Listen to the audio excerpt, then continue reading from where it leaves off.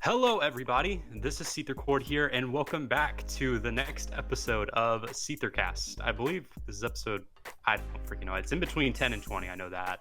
But I do know this is like the first episode we've had in like over 2 months. The reason for that is because I'm horrible at finding other people to do this for me. And now I finally do, even though this is not like iTunes release or anything, and I'm not paying people, sorry. But we have a new guest on here today. He's been a person who's watched my videos over the past couple of years. I've watched his videos over the past couple of years. And it's the first time we really kind of decided to, just get together, do a collab and all, And let's let this dude introduce himself. Say your fucking name.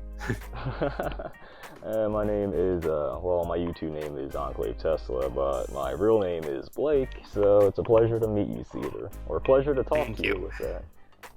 Is your name, do you happen to find your username inspired by Nikola Tesla? Oh no, I was a huge, I still am, but I got my username from Fallout 3. I was a huge fan of the Enclave, and the Tesla armor was my favorite, so I just kind of just came with that.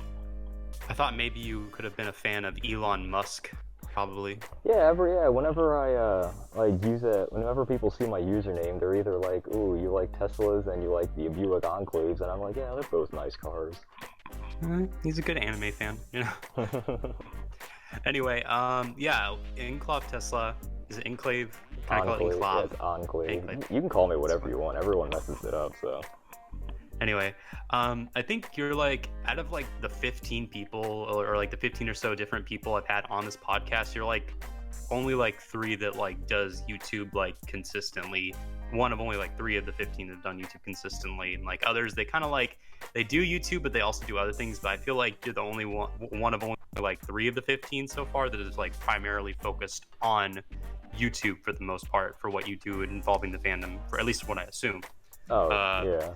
But just take a little time to kind of introduce yourself. I'll be quiet and shut up, and you can kind of explain what got you into YouTube, what inspired you, what do you might primarily make your videos about, and everything, and what do you have planned for the future for YouTube. So I'll let you take over. Let's see. I started my YouTube channel back, I believe, September 29th, 2008. I think I was in 4th grade when I made my YouTube channel, and I just started uploading random crap, but I kind of took a little bit of a hiatus on it for a couple of years and just started watching videos and commenting on it and commenting on stuff. And recently, a couple of years ago, after I got into the fandom a couple of years ago, I'll explain how I got into that in a bit, but afterwards I started making some type of rant videos and stuff and podcast stuff, and most of my videos used to be about rants about a particular little app, but me and that app kind of had a truce, so I'm not making any more stuff on that. But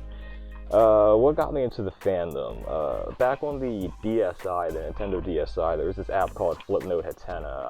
Are you aware of that app? Flipnote Studio with the little orange frog and everything? Yeah, I do, yeah. Yeah, back on Flipnote Studios, the Hatena service was the one where you would upload your videos and have a little social network on it. I saw these little anthropomorphic animals on it everyone would be making. I was like, oh, these guys are pretty cute, and next thing I know, wow, I'm in the fandom. Back in 9th grade is when I really started getting into it, and it took me about all of 10 minutes to make a persona, and I got the name Trevor from the persona because, I was in a kind of a bumnuck area of a high school. It was Kennerdale, which was in Fawn Grove, PA, and there were a lot of quote-unquote rednecks there, and this one guy was named Trevor, and I was like, oh, I really like that name, so that kind of name kind of stuck. I see. If I could mention something about the Flipnote Studio out of somewhere, are you saying that you got inspired by I think that one animator who did the thing where he draws the chubby round animals, but they have the really skinny legs and they're bouncing around on their legs and everything? I didn't even know about that animator until a couple months ago. Back on Flipnote Studios, one of the people I used to talk to a lot, I think his name was Guaps or something, Guaps, and he would have this little Lugia character, and me and him would talk every now and then, and he would feature some other people's characters, which were anthropomorphic stuff, and then a lot of other anthropomorphic animals came in, and that's kind of how I got into it. Okay.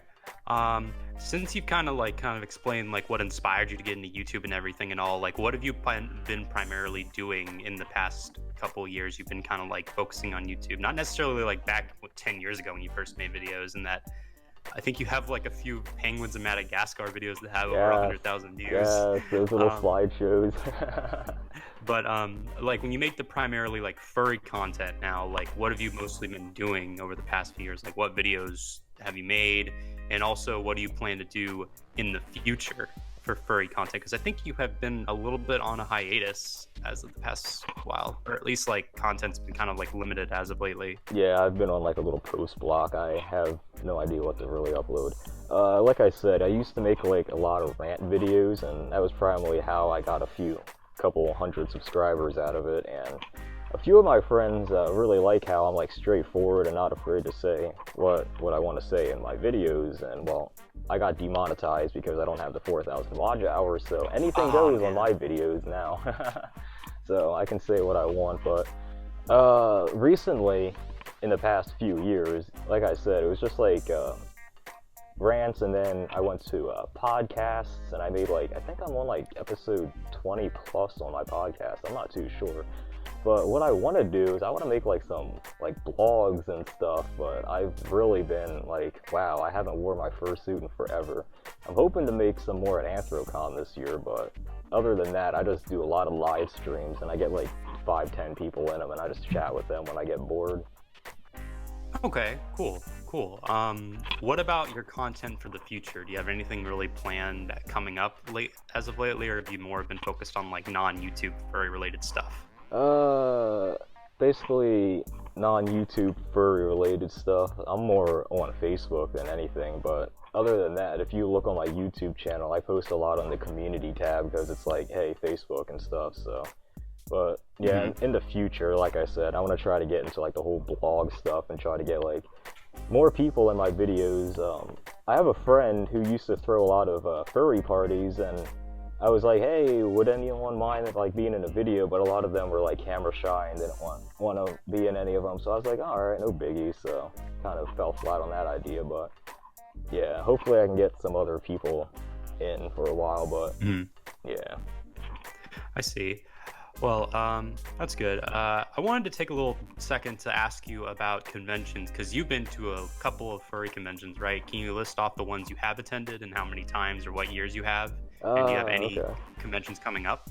All right. 2016 was the first year I went to a convention. My friend took me to AnthroCon 2016. Then I went to AnthroCon 2017. And also in 2017, there was a convention called Furrydelphia that was new.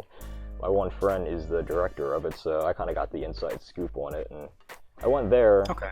I missed out on Furrydelphia 2018, but I made AnthroCon in 2018, and so far in 2019, the only con I've been to was ZenkaiCon, which is a anime convention down in Lancaster City in Pennsylvania, so that's like 15-20 minutes from me, so I was like, hey, why not? I'm hoping, well, yeah, I am going to AnthroCon in like a few weeks. I need to... It's gonna be a big one. Yeah, I still gotta save up some money. AnthroCon was the biggest convention for quite a couple of years. I think for like the 2010s decade and the latter half of the 2000s, like the late 2000s, it was the biggest attended convention. But now I think it's BLFC that's number one. Oh yeah, AnthroCon was huge, but I'm not too sure. I think it's MFF that's like the biggest right now. I think AnthroCon is like second, and then BLFC is third, but I really can't remember. I haven't checked the wiki or anything. I see. I will ask you, I haven't had the opportunity yet to attend a furry convention. I've been to conventions, like mostly Comic Cons and everything like that. I've been to a couple in my life with my fursuit and everything. But what necessarily, if I could ask, you have been to a non-furry Comic Con convention before, right? Only non-furry convention I've been to, like I said, was ZenkaiCon, and that was an anime convention. What would you say is like the primary difference between a furry convention and a non-furry Comic-Con convention? Not a lot of drama. Anime conventions do not have all the drama, and that's what I love. I get what you mean. Maybe, unless it involves maybe someone planning to punch one of the guests in the face. But oh no, everyone. I went 2 years ago. I went with a friend to a comic convention, and you know the actor Christopher Lloyd The name sounds familiar, so yeah, I know him. played Doc in Back to the Future. Oh, yes, yes. My friend made a joke saying he was at the convention. We saw him from a distance, but he was making a joke how he was gonna punch Christopher Lloyd in the face and run away. Punch an old man in the face, but no, I'm just joking. That was dumb. But if you have been with being at furry conventions, like what's really the experience when you go there? Like, would you say even with the drama and everything, is it still like an enjoyable experience that you value and you felt like you didn't waste your time going there? Oh yeah, I love going to Anthrocon every year. There's just something about seeing all the fursuiters and having all my friends within like 10 minutes of walking distance. That's just like the best thing ever. Oh yeah. Would you say that there's like a lot of specific things you can do at furry conventions that aren't going on at comic conventions? Let's see. I would assume, yeah, like besides all the furry panels and all that, like with, oh crap, I gotta think. Let's see, Anthrocon and Zenkai both had the panels, but Anthrocon had a lot more because Zenkai's a more smaller con. They both have cosplayers. They both have friendly people. They both have good places to eat. Okay. If I could also ask, sorry if I keep jumping from question to question, but I feel like you're really interesting when it comes to like conventions and everything because you spend a lot of time both doing furry YouTube and conventions. Oh yeah, what would you say would be your biggest form of advice to anyone who's like new in the fandom and they want to go to a convention? Be it going with a fursuit or without a fursuit. My biggest advice is wait till you're 18 so you don't have to be chaperoned by like an adult, so you're free to do whatever you want. But be in mind that most conventions take place in downtown cities, and most of the time the cities aren't the safest place. So it's always nice to keep in mind that crap could go wrong at any minute, but you also got to keep in mind that the police are always on standby and they know that conventions and lots of people are in the cities, and if anything goes wrong they can be there within a couple of minutes. So oh yeah, so it's always peace in mind about that. But another thing of advice I would have is that you don't need a fursuit to attend a furry convention. I mean, I know you'll probably feel left out if you don't have one, but AC 2016, I didn't have a fursuit, but I made tons and tons of friends there just because of my ecstatic attitude. It was my first time, and I was like, oh my god, all these furries, oh, I love them so much, and I just made tons of friends there. But other than that, the only other advice I would keep in mind is if you are like a sucker for furry drama like I am, most of the time it does not involve you, so do not escalate anything you hear out of proportion, and if it does not involve you, do not get into it. I see what you get, what you're saying. I mean, it's pretty much snitches get stitches, I guess. Yeah, snitches get stitches. Sometimes I overhear drama when it has to be with my friends because, like I said, I'm on Facebook a lot, so I know thousands of furries and all that. So if I hear stuff if I overhear drama basically and it's with my friends, I'll normally just check out on like Facebook, see if they're aware of it, and if they are aware of it, I won't do anything. But if they're not aware of it, I'll probably give them a heads up, and if they say thank you or I'm aware, then I'm like, alright, my job's done. But other than that, yeah, snitches get stitches. Just, if you overhear drama, unless it involves you, don't get into it. I see what you mean. If I could touch on a more little touchy subject of going into furry conventions and everything like that, when it comes to like the issues of like drugs and everything, are they prevalent there even with the tight security? Depends on what kind of drugs you mean. When it comes to cannabis, Pittsburgh and Anthrocon, it is decriminalized. I mean, it's still illegal, but decriminalized, so as long as you have like a small amount, they won't care. But like with cannabis, yes, there will be people who have it. When it comes to like MDMA or like acid, most of the time you'll barely run into them because most of the time people there are like people who use it are used to it and know how to act calm in it. And if you see people like tripping out and stuff, then you know, okay, yeah, that guy is on drugs, I'm going to stay away from him. But the only other type of drug that you normally find at conventions would be alcohol, and unless you know how to stomach alcohol, do not drink it. Unless, like, if you're a lightweight, do not chug way too much than what you need. But unless you're like, I would still say don't drink alcohol unless you're 20 or 21, because that's when you'll normally like get used to it. But just to be safe, if you are under 21, just don't be drinking the alcohol, because I ran into a few people at Anthrocon who were way too drunk and under 21, and when like they had to be escorted to the hospital and all that because of like alcohol poisoning, and well, their parents found out, people got like upset over it, and staff found out and stuff. So yeah, Permabanned, I guess. I don't really know if I would say permabanned, because it didn't really affect the convention itself. They kind of just kind of got really sick in like the hotel and all that. So, but yeah, like, I don't really know how to explain it. Just don't drink alcohol unless you're 21 or know how to stomach it. I see. So, last thing I want to mention before we finish off the podcast for today, I want you to please explain the whole video you made about Post Malone being at a furry convention, because I just feel like it's so freaking funny and crazy, and please explain it to the audience. Like I said, I have a lot of friends on Facebook, and back when MFF was going on, my one friend was like, oh my god, Post Malone is at MFF, and I was like, what? No way. So I took to Twitter and typed in like MFF, like the hashtag of it, and everyone was like, oh my god, it's Post Malone, and I had to dig deeper until I realized, wow, it's just a really good cosplay of him, because he was on tour at the time and he was nowhere near MFF, and people, like, he had the person who did that, like, bamboozled everyone, and I don't really know how to explain it much less than like what I did in the video, but like I said, it was just like someone like trolling really hard, and I was like, oh my god, I have to make a video on this. And apparently, I get what you mean, yeah. Yeah. And the video did pretty successful. I think you got like I think you're the only one that really covered that whole thing on YouTube. Oh yeah, when it comes to like drama and stuff, yeah, I kind of cover a lot of stuff. All right. Well, I felt like that was a fun thing to mention, and we pretty much covered everything we have to today. It's kind of a short video, not too short, like 20 minutes, but I feel like it's a good place to wrap it up. Is there any last things you really want to discuss and all before we head out for today? I can't really think of anything else to discuss unless you can think of one last topic. Well, I really don't have anything else, so I guess we'll just end it off.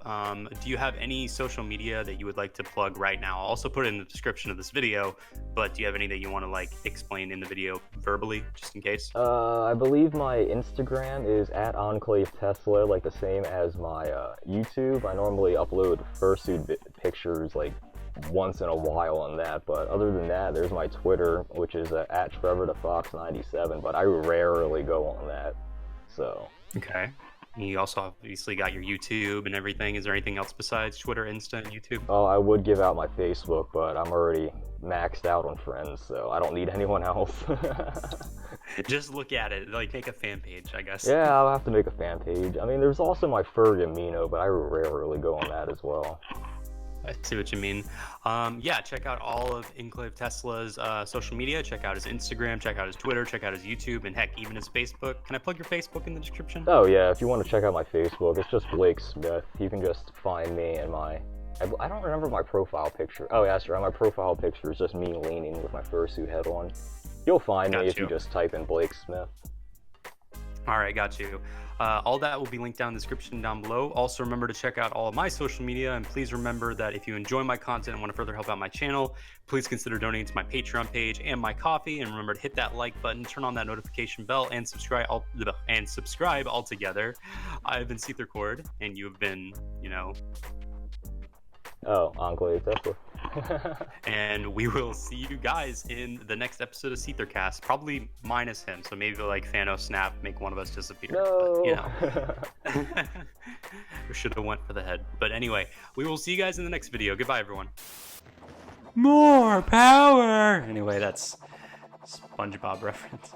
Where he tries to clean the dish, clean the dirt or the food off of the staying off the plate in that one episode in the modern SpongeBob era, and he's like, more power, where he uses the freaking laser and shit.